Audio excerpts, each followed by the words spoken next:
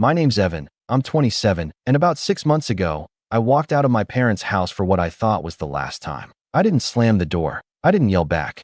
I didn't even pack much, just a duffel bag with a few changes of clothes and my laptop. I was done. Completely done. And yet, here I was, sitting on my couch in my new apartment, staring at my phone as it buzzed nonstop with messages from my parents, their numbers flashing across the screen like a bad joke. It was almost funny. Almost. But let me back up. Because if you're reading this, you're probably wondering how I got here. Growing up, my parents weren't exactly warm. I wouldn't say they were outright abusive, but love in our house had conditions. I was the responsible one, the dependable one. The kid who never rebelled, never got into trouble, never gave them a reason to complain. My older brother, Zach? Oh, he was the golden child. He could do no wrong, even when he was wrong. He dropped out of college. He's just finding himself. Got fired from 3 jobs in a row. Corporate jobs just don't appreciate his creativity. Moved back home at 30 with no job and no real prospects. Times are tough for everyone. Meanwhile, I got my first job at 16, put myself through college on scholarships and part-time gigs, and started working in finance straight out of school. I never asked my parents for a dime. But you know who did? Zach. And guess who was expected to pick up the slack when our parents started struggling with their mortgage? Yeah, me. I didn't complain at first. I had the money, and they were my parents. They never outright demanded it, but the guilt trips were insidious. Mom would sigh dramatically when I visited, talking about how hard things had been lately and how we're just a little short this month. Dad would mention, completely casually, how Zach was trying so hard, but just needed a little more time to get on his feet. I knew what they were doing, and I let them do it. At first, it was just covering their utility bills here and there. Then it was groceries. Then a temporary contribution to the mortgage. Temporary stretched into every month. Soon, I was paying for almost everything outside of their car payments. And Zach, he just sat around the house, playing video games, acting like a guest in his own home. I gritted my teeth and dealt with it. I figured they were my family. Families help each other. But then, 6 months ago, things came to a head. It was a Sunday afternoon, and I had just finished a long week at work. I stopped by my parents' house like I usually did, bringing over a few groceries because I knew they would have forgotten to go shopping again. I walked in, bags in hand, only to find Mom sitting in the living room, arms crossed, lips pressed in that thin line she always got when she was gearing up to be angry. Zach was on the couch, as usual, looking completely unbothered, tapping away on his phone. Dad was standing in the kitchen, shaking his head like he was disappointed in me for something I didn't even know I'd done. I barely had time to say hey before Mom launched into it. We need to talk, Evan. That was never a good sign. I set the bags down, already exhausted. About what? Dad sighed, stepping forward. We've been talking, and we think it's time you contribute more. You make good money, and it's not fair for us to be struggling while you're living on your own, spending your paycheck however you want. I just blinked. I already am contributing. Mom scoffed. A few bills here and there? That's nothing compared to what we need. My hands curled into fists at my sides. I've been covering the mortgage for the past 2 years. That's not nothing. Zach, who had been silent up until now, actually had the nerve to roll his eyes. Come on, man. You know they've done a lot for us. It's just money. I snapped my gaze to him. Us? I don't see you paying for anything. That set Mom off. Don't talk to your brother like that. He's trying his best. I let out a humorless laugh. Really? Because from where I'm standing, all he's trying to do is set a world record for most consecutive hours spent doing absolutely nothing. Dad stepped in, voice sharp. Enough. We're asking you to step up. The house is too much for us to handle alone. If you were a good son, you'd take responsibility. Something in me snapped right then. I had given them everything. My time, my money, my patience. And it was never enough. It was never going to be enough. I inhaled slowly. Let me get this straight. You want me to take over the mortgage completely? Pay for everything, while Zach continues to do nothing. And you don't see anything wrong with that. Mom's lips thinned. We just thought, as our son, you'd want to help your family. And what exactly is Zach? I asked, voice dangerously calm. A houseplant. Zach sat up, glaring at me. I hate you, dude. I didn't ask for this. No, I said, grabbing my bag. But you sure did benefit from it. Mom stood up, anger rolling off her in waves. If you walk out that door, don't bother coming back. I stared at her for a long moment. And then, finally, I smiled. Okay, I said simply. And I walked out. No dramatic speeches. No yelling. Just done. I ignored the calls at first. Then the texts. I moved into my own apartment, finally free, and for the first time in my life, I felt like I could actually breathe. But today was different. Because after 6 months of silence, Dad finally texted me. Dad texted, "Why haven't you paid the mortgage this month?" I stared at the message for a second, then let out a slow exhale, feeling something dark and satisfied settle in my chest. I typed out my reply. I replied, "Oh, I thought I wasn't welcome." And then, my phone exploded with messages. I leaned back on my couch, watching the notifications flood in. I wasn't done yet. Not even close. I watched my phone vibrate violently against the coffee table, the screen lighting up with a barrage of messages. One after another, texts from my parents and, surprisingly, even Zach, poured in like a dam had just broken. I didn't touch it. Not at first. I just sat back, arms crossed, staring at it like it was some wild animal thrashing around in a cage. I could already imagine what they were saying. Mom was probably furious, demanding to know how I could be so selfish after everything they had done for me. Dad would be trying to sound reasonable at first, appealing to my sense of duty, before eventually caving to frustration when I didn't immediately respond. And Zach? I wasn't even sure what his angle was, but if I had to guess, he was either trying to guilt-trip me or act like this whole situation had nothing to do with him. Curiosity finally got the better of me, and I picked up my phone. Mom texted, "What is wrong with you? How could you do this to us? The bank just called. We're late on the mortgage payment. Are you really this cruel?" Dad texted, "Evan, this is serious. We can't afford to be behind on the mortgage. We could lose the house. Call me now." Mom texted, "I can't believe you're doing this out of spite. We raised you, and this is how you repay us? You think you're punishing us, but you're just hurting your family." Dad texted, "Don't be childish. You're not a kid anymore, and we can't handle this on our own. You need to step up." Zach texted, "Dude, what? You know they don't have the money. Are you really going to let Mom and Dad lose the house just to prove a point?" There it was. The guilt trip. Right on schedule. I could have responded right away, but I didn't. Instead, I leaned back and let them stew. Let the panic settle in. Let them start realizing, maybe for the first time, that I wasn't their safety net anymore. After about 20 minutes, my phone buzzed again. A call from Dad. I let it go to voicemail. Then a call from Mom. Straight to voicemail.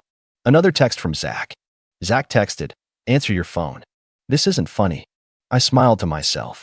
Funny. That's exactly what I found it to be. Because for years, I had been pouring money into that house like a fool. No questions asked. No complaints. And yet, the second I stopped, everything fell apart. So what had they been doing all this time? Did they even try to prepare for this? I decided to respond. But I wasn't going to waste time arguing. I replied, "Not my problem." It took exactly 10 seconds for Mom to call again. This time, I picked up. The second I answered, she was already screaming. "How dare you?" she shrieked. "You can't just abandon your family like this, Evan. You know we need your help. We trusted you." I kept my voice calm. "Oh, like how you trusted me to just keep paying for everything while Zach does nothing all day? Don't talk about your brother like that." She snapped. "He's going through a rough time. You have no idea how hard it is for him." I laughed. Actually laughed. "A rough time? Mom, Zach's been going through a rough time for 10 years. You know who else had a rough time? Me. While I was working hard to keep a roof over your heads." She sucked in a breath, but I wasn't done. "You told me not to come back," I continued. "So I didn't. And now that the money's dried up, you're suddenly acting like I owe you something? That's not how this works." She was quiet for a second. Then, her voice turned venomous. "We did everything for you, Evan. Everything. And this is how you treat us? You walk away when we need you the most." I let out a slow breath. "No, Mom. I walked away when you made it clear I was only useful as long as I was paying your bills." Silence. Then, Dad's voice cut in. He must have grabbed the phone from her. "Evan," he said, his voice lower, more measured. "We just need a little help. Just this month. We're already behind, and we don't have enough to cover it. If you don't help, the bank is going to start foreclosure proceedings." I felt something sharp twist in my chest. Not guilt, anger. Because this was what they did. Always. Push, push, push until I had no choice but to give in. Make me feel like the bad guy for finally setting boundaries. But not this time. I exhaled through my nose. Sell the house then. Mom's voice exploded in the background. We can't sell the house. This is our family home. I shrugged, even though they couldn't see me. Sounds like a personal problem. Dad inhaled sharply, like he was trying to keep his cool. Evan, be reasonable. We just need a little support until we figure things out. Figure things out? I repeated, voice flat. Like how to finally get Zach to pull his weight? Or how to guilt trip me into fixing your mistakes again? Enough, Dad snapped. I'm done begging. You're our son, and you will help us. I felt my lips curl into a slow, bitter smile. There it was. The real them. Not desperate. Not helpless. Entitled. Well, I said, dragging out the word. It looks like you'll have to figure this one out on your own. Then I hung up. Almost immediately, more texts came in. From Mom. From Dad. From Zach. Furious. Desperate. Insulting. But I didn't care. For the first time in years, I finally felt free. But something told me this wasn't over yet. Not even close. A few hours passed, and I was feeling good. Really good. I stretched out on my couch, flipped through some random TV channels, and enjoyed the rare silence of a day where I wasn't getting sucked into my family's endless black hole of demands. Then my phone rang. I sighed, already knowing who it was. But when I checked the screen, I actually laughed. Zach. Again. I let it ring out. A voicemail popped up a minute later. I played it on speaker, mostly for my own amusement. Dude, Zach started, his voice low and serious, like he was some kind of mafia enforcer. You really messed up this time. Mom's crying. Dad's freaking out. You need to call them back and fix this. I rolled my eyes. Fix this. Like I had set their house on fire instead of just stopping my unwilling role as their personal ATM. I was about to delete the message when Zach's voice lowered even more, like he was about to deliver some real tough guy wisdom. You're being selfish, man. You think you're proving some big point, but all you're doing is destroying our family. I swear, if you don't pay the mortgage, I'll click. I deleted the voicemail before he could finish. Zach had always been full of empty threats. What was he gonna do? Yell at me harder? Beg for money aggressively? Before I could even put my phone down, another text came in. This time from Dad. You don't seem to understand the gravity of the situation. This isn't just about us. If we lose the house, you won't have anywhere to come back to, either. I laughed. Come back? Did they think I was going to come crawling back if they just let this go long enough? I tapped out a response. Me. I seem to be doing just fine without it. That must have struck a nerve, because 2 seconds later, my phone exploded with a call from Mom. Against my better judgment, I picked up. I hope you're happy, Evan, she screeched. No hello, no build-up, just straight to emotional terrorism. The bank called again. We have days before they take her home. How could you do this to us? I held back a yawn. You mean the home I apparently had no right to exist in anymore? That one. Don't you dare mock me, young man. Oh, I dare, I said lazily. I really dare. She let out a furious noise, somewhere between a gasp and a growl. I continued, my voice syrupy sweet. Mom, let's recap. A few weeks ago, you told me I was ungrateful and that I should leave and never come back. So I left and never came back. And now you're mad at me for doing exactly what you said. That's not the point. Oh, I think it is. You don't understand, she seethed. This house means everything to us. It's the house you grew up in. And yet, the second I stop paying for it, it's about to collapse like a house of cards. Wild, huh? Silence. I smirked. Say, while we're at it, I gotta ask. What exactly was the plan here? You knew for years that I was covering the mortgage. So what was the grand strategy if something happened to me? Or did you just assume I'd keep slaving away forever? More silence. I let out a fake gasp. Oh, no. You didn't actually think that far ahead, did you? Mom inhaled sharply, like she was about to go on another tirade, but I cut her off. You know, I've been thinking, I said. Maybe it's time for Zach to step up. I mean, he does live there rent-free. Seems only fair, right? Mom actually had the audacity to laugh. Like I had just said the funniest joke she'd ever heard. Zach. She scoffed. Oh, Evan, don't be ridiculous. Zach isn't built for that kind of responsibility. Interesting, I mused. So what you're saying is that I, your other son, was just expected to do it? Because I was built for responsibility? You were always the responsible one, she sniffed.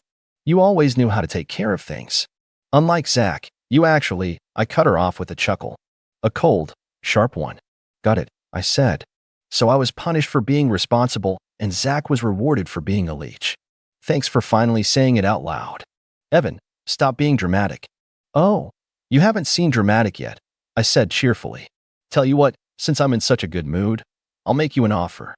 There was a beat of hesitation. What kind of offer? I'll call the bank, I said. Right now. Mom inhaled sharply, like she was about to cry with relief. You will? I grinned. Yeah.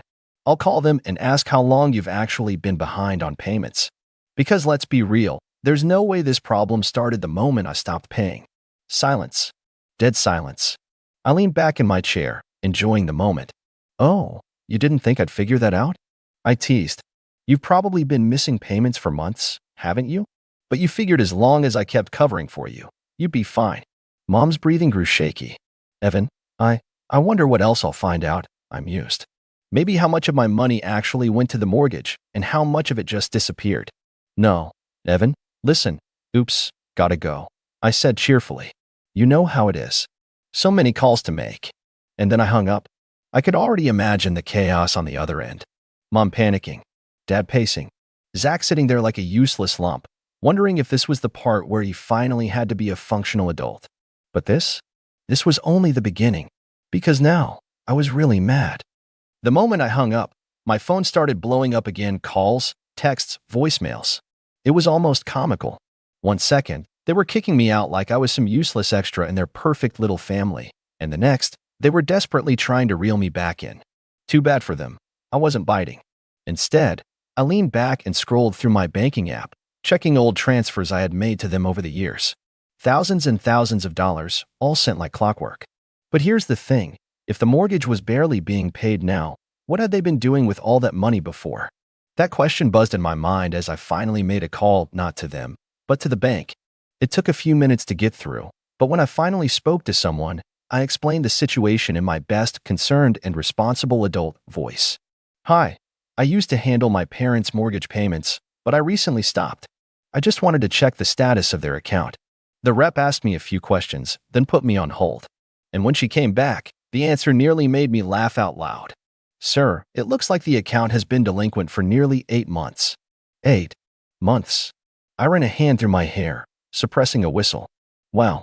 So, you're saying that even while I was sending them money, they weren't paying? Another pause. It appears so, yes. Now that was gold. I ended the call, a grin stretching across my face. Oh, they were done. But I wasn't done yet. I took a deep breath, then, for the first time since all this started, I actually called Zach back. The phone barely rang before he picked up. Evan. Finally. Dude, you need to fix this. Hey, quick question, I interrupted. Where do you think all the money I sent went? Silence. I pressed on. The bank says they haven't received a full mortgage payment in nearly 8 months. So where did it go, Zach? A long pause. Then, I don't know what you're talking about. I snorted. Oh, come on, man. You live there. You had to notice something. Mom and Dad suddenly buying more stuff? Taking trips? Where did the money go? He spluttered. Why does that matter? The point is, I cut in, they've been lying. They've been letting me pay while they pocketed the rest. And now they're only freaking out because they finally ran out of my money. Another silence. Then, suddenly, Zach let out a frustrated breath. You don't get it, Evan. There are parents. They needed help. Oh, trust me, I said, my voice dripping with sarcasm. I got that memo loud and clear. In fact, I got it on repeat, every month for years. You're being cruel, Zach shot back. You're letting them suffer. No, Zach. I'm letting them face the consequences of their own stupidity. I could practically hear his jaw clenching. But before he could try another guilt trip, I hit him with the real kicker. You know, I was actually gonna feel bad about all this, I said. But after learning they were lying to me for almost a year? Nah, they can figure this out without me. You're making a mistake, Zach growled. I smirked. Yeah? We'll see. And I hung up. I barely had time to toss my phone on the couch before the next call came in. Mom. Of course. I let it ring. Then another call. Then another. And then, a text. Mom texted, we need to talk. Right now. I smirked and typed back. Oh, now I'm part of the family again? That's cute. Almost instantly, Mom texted, stop this. You're ruining everything. I cracked my knuckles, grinning. Ruining everything? No, no, no. I was just getting started. I sat back on the couch, staring at my phone. The messages from Mom and Dad were still coming through, each one more desperate than the last. My phone buzzed again, this time with a text from Dad. Dad texted, "I can't believe you're doing this. After everything we've done for you, you're going to let us lose the house? What kind of son are you?" I scoffed and shook my head. Everything they've done for me? If I had $1 for every time they manipulated me with that line, I could have paid off their mortgage myself. It was the same tired guilt trip tactic they always used, but not this time. I wasn't falling for it anymore. I opened my messages and fired back, typing each word with deliberate calmness. I replied, "Funny, I was just thinking the same thing. You both keep asking what kind of son I am, but it seems like I'm the only one who's actually been paying attention. I'm not the one who failed to pay the bills. I'm not the one who ignored the problem for months. Maybe it's time you both learned to deal with your own messes." My thumb hovered over the screen. I almost hit send immediately, but instead, I took a deep breath. I wasn't going to make this easy for them. This wasn't just about the mortgage anymore. It was about finally taking control back. I hit send. A few seconds later, Dad called. I picked up on the third ring, trying to keep my voice steady. "Evan, this isn't you. We raised you better than this. You know we've always been there for you." "Really?" "Because the only thing I remember is you always being there for your own convenience." I couldn't stop myself. The bitterness I had buried for years was finally spilling out. "I've been covering your debts for so long. I can't even count how many times I saved your asses. But every time I needed you, you were either too busy or too wrapped up in your own mess to even care. And now you want to call me ungrateful." There was a long pause on the other end. I could almost feel him scrambling for the right words. "We're sorry, Evan," he said finally, his voice cracking. "We messed up. But please, we need your help. You know we're not going to make it without you." I paused, my fingers tapping the armrest. "No, Dad. You need to learn to stand on your own. You've been living off my generosity for too long. It's not my responsibility to fix your mistakes anymore. Please," he begged. "Don't do this.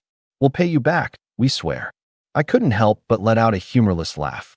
"Funny, because I've been waiting for that payback for years. Where is it, Dad? Where's the appreciation for everything I've done?" More silence. Then, finally, he said, "Evan, I'm sorry. I was wrong.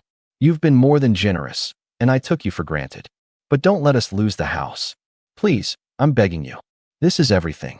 It was a weak plea, the kind of plea I had grown used to over the years. But this time, it didn't work. "No," I said flatly. "You're going to learn how to deal with this on your own. I'm done." I hung up before he could say anything else.